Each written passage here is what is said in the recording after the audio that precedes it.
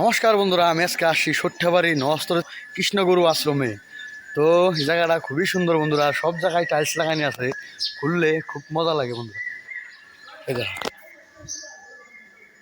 খুবই সুন্দর একটা জায়গা বন্ধুরা। লাইফে মহাপ্রভু এই জায়গায় 12 বছর একটা গুহার ভিতরে মানে কি ধ্যান করছিল বন্ধুরা। ওই জায়গাটাও তোমাকে দেখানোর লেগে চেষ্টা করবো।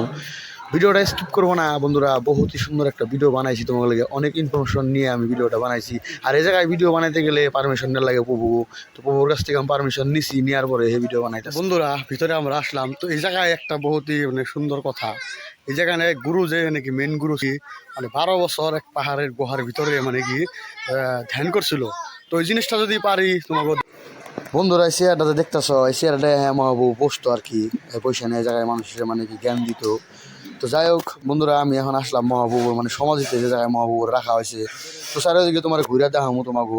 তো বন্ধুরা, তোমাকে লেগে বহুতই কষ্ট করে আমি ভিডিও বানাইতেছি, যদি পারো সবার সাথে শেয়ার করে দিও, কারণ একটা ভিডিও বানাবে গেলে অনেক কষ্ট আর অনেক মেহনত লাগে। তো বন্ধুরা, এটাই হলো সেই মহাবুবুর মানে সমাধি, যেটা নাকি যে এই জায়গায় মানে মহাবুবুর রাখা হয়েছে। তো বন্ধুরা, যদি পারো সবার সাথে ভিডিওটা শেয়ার করে দিও। খুব সুন্দর একটা আশ্রম বন্ধুরা, এই জায়গায় আসলে খুবই ভালো লাগবো, মন পবিত্র হয়ে যাবো গা বন্ধুরা। এই জায়গায় এসে ঘোরার চেষ্টা সবাই অবশ্যই করবা। তো আমি যেটুকু পারা মানে তোমাকে ঘুরে দেখাইতাছি, আমি মানে যেটুকু জানা হিসাবে। তো আমার এই জায়গায় মানে আসা আজকে থেকে 15-16 বছর আগে আমি এই জায়গায় আসছিলাম, আজকে থেকে 15-16 বছর পরে আজকে আরও আসলাম।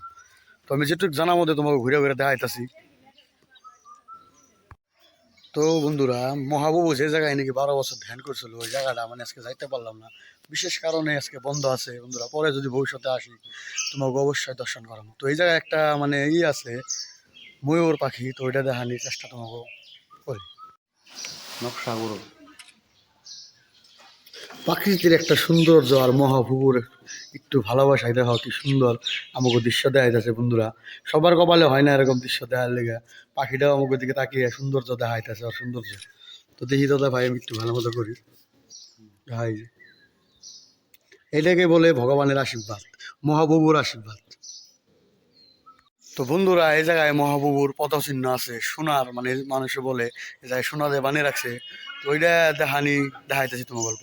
এটাই সেই মহাপ্রভুর পদচিহ্ন বন্ধুরা, সোনার, এটা মানুষে বলে সোনার নিকি। এই হলটা যে দেখতেছো বন্ধুরা, এই হলের মধ্যে মানে 10,000 মানুষ একসাথে বইসা মানে কি যায় নাম কীর্তন শুনে আর নাম কীর্তন করে। তো বন্ধুরা, আর একটা জিনিস তোমাকে দেয় দেয় এই গ্রিলের মধ্যে দেওয়া হয়, সব জায়গার মধ্যে এই লেখা আছে কৃষ্ণগুরু কৃষ্ণগুরু। খুবই ভালো লাগলো দেখে এই জিনিসটা আমার, কে লেগে যত মানে তুমি দেখবা দিদিকে তাকাবা মানে সব জায়গায় কথা বন্ধু তোমাদের সাথে শেয়ার করে দিই যে কৃষ্ণগুরু আশ্রম খালি অনলি আসামেতে মানে কৃষ্ণগুরু আশ্রম নাই, অনেক বড় বড় স্টেটে যেমন কর্ণাটকা, বেঙ্গালুর, বোম্বে, অনেক জায়গায় মানে কৃষ্ণগুরুর আশ্রম আছে। তো মেন আশ্রম হইলো প্রভুর এইটাই, এই জায়গার থেকে মানে প্রভুর আশ্রম শুরু হয়েছিল। সব কিছুর মধ্যে এই লেখা আছে কৃষ্ণগুরু, খুবই একটা মানে চমৎকার জিনিস। যে কোনো যেদিকে তাকাবা সব দিকে মানে কৃষ্ণগুরু কৃষ্ণগুরু আর কৃষ্ণগুরু। দেখো আমরা কোন জায়গায় বসছি, এই জায়গায় একটা হরিণ আছে, মানে হরিণটারও দেখালে তোমাকে চেষ্টা করুম, কোনো কিছু বাদ দিব না আমার বন্ধু, সবকিছু দেখাবো।